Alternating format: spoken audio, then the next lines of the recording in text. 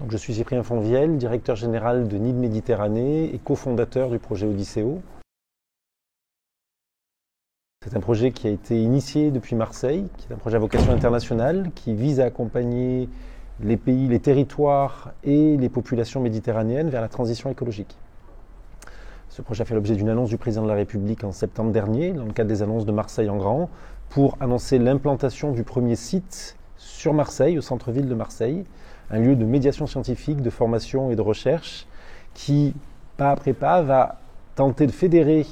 les acteurs de la transition situés sur le territoire marseillais et plus largement va aller travailler avec les acteurs situés dans d'autres territoires, d'autres régions françaises bien entendu et d'autres territoires du bassin méditerranéen pour tenter avec eux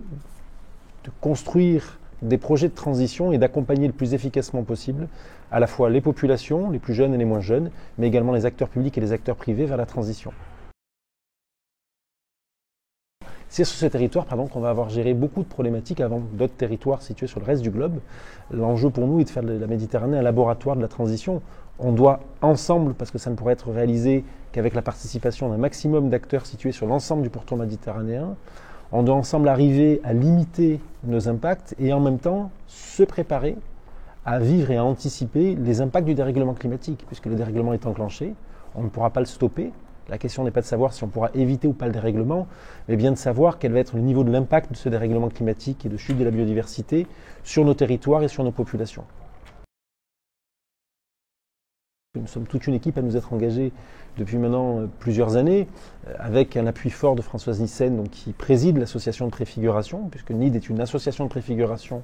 de ce qui deviendra dans quelques mois une fondation reconnue d'utilité publique. Projet qui vient maintenant associer au RAITO et le projet Marsa. Et nous allons ensemble créer ce premier lieu sur Marseille pour commencer à travailler avec les autres territoires méditerranéens et tenter de créer d'autres lieux par la suite. Pour nous, la création de lieux symboliques sur les questions de transition est extrêmement importante. Dans l'histoire de nos sociétés, nous avons créé des lieux symboliques, lieux religieux, lieux culturels, enceintes sportives, pour mobiliser les populations. Et il n'existe pas de lieu de symbolique de taille importante sur les questions de transition, alors que tout le monde reconnaît que c'est bien l'enjeu majeur et l'une des problématiques majeures que nous allons devoir régler dans les années qui arrivent. Donc la création du premier lieu à Marseille a été annoncée, ce lieu sera ouvert en 2026. Alors, l'équipe regroupe des chercheurs, du personnel de l'éducation nationale, parce que nous avons du personnel mis à disposition par différents ministères,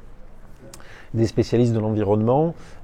et des personnes qui sont juste dans le métier, justement la création d'équipements spécifiques, avec, rajoutant à cela, des personnes qui sont spécialisées dans la formation, dans le domaine de la formation, notamment la formation en entreprise,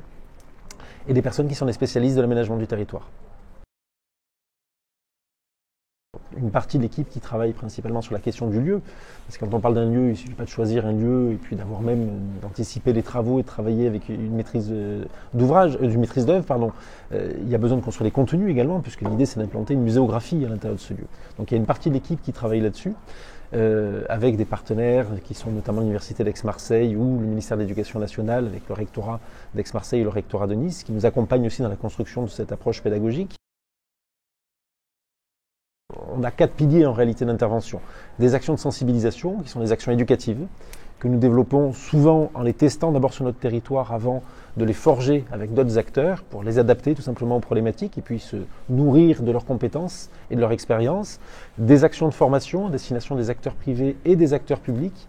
NID est un organisme de formation qui est certifié Calliope. Nous développons des modules de formation pour permettre justement aux acteurs déjà en situation d'agir, donc aux plus jeunes, mais aux adultes tout simplement, de pouvoir dans le cadre de leur activité mieux comprendre ce qui est en train de se passer et les différentes projections scientifiques qui peuvent exister pour être en capacité d'adapter leur activité d'une part pour qu'elle limite au maximum leur impact sur notre environnement, mais aussi pour leur permettre tout simplement d'anticiper les mutations nécessaires qui seront issues de la transition. Ça, c'est un axe de formation que nous développons d'abord sur le territoire national. Nous avons déjà commencé dans le cadre de partenariats internationaux à travailler ces modules pour les proposer également à d'autres acteurs, à des acteurs situés sur d'autres pays, d'autres territoires du bassin méditerranéen. Un axe recherche sur lequel nous travaillons en partenariat avec le ministère de l'Enseignement supérieur, de la Recherche et de l'Innovation,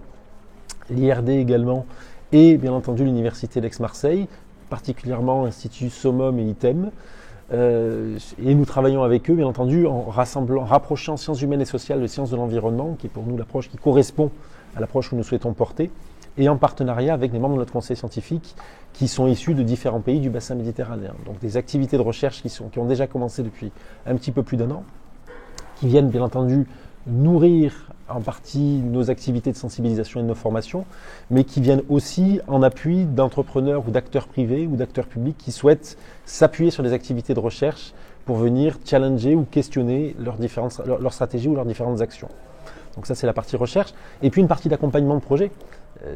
On a vocation aussi à tendre la main et à accompagner ceux qui souhaitent bénéficier de ce dispositif, qui ont besoin de s'appuyer également sur des activités de recherche, sur des groupes de recherche, ou qui ont besoin de s'appuyer sur notre capacité à regrouper autour de la table à la fois des financeurs, des porteurs de projets ou des personnes qui veulent participer au déploiement d'une nouvelle activité.